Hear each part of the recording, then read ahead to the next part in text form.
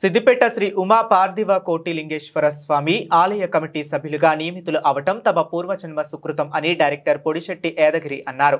మరియు సిద్దిపేట జిల్లా కేంద్రంలోని ఉమా పార్థివ కోటిలింగేశ్వర ఆలయ నూతన కమిటీ సభ్యులతో కలిసి సిద్దిపేట నియోజకవర్గ కాంగ్రెస్ పార్టీ ఇన్ఛార్జ్ పూజల హరికృష్ణ ఆలయంలో ప్రత్యేక పూజలు చేశారు.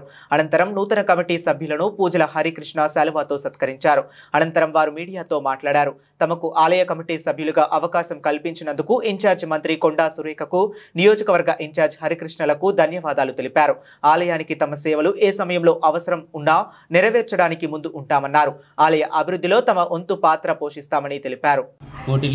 ఉమా కోటిలింగేశ్వర స్వామి టెంపుల్ డైరెక్టర్గా నాకు ఈ అవకాశాన్ని ఇచ్చినటువంటి సిద్దిపేట నియోజకవర్గమైన పూజల హరికృష్ణ గారికి, మరియు టౌన్ ప్రెసిడెంట్ అత్తు ఇమాం గారికి, మరియు అలాగే దేవాదాయ శాఖ మంత్రివర్యులు కొండా సురేఖ గారికి, మరియు జిల్లా మంత్రివర్యులు పొన్నం ప్రభాకర్ గారికి హృదయపూర్వకంగా ఈ సందర్భంగా ధన్యవాదాలు తెలుపుతున్నాను.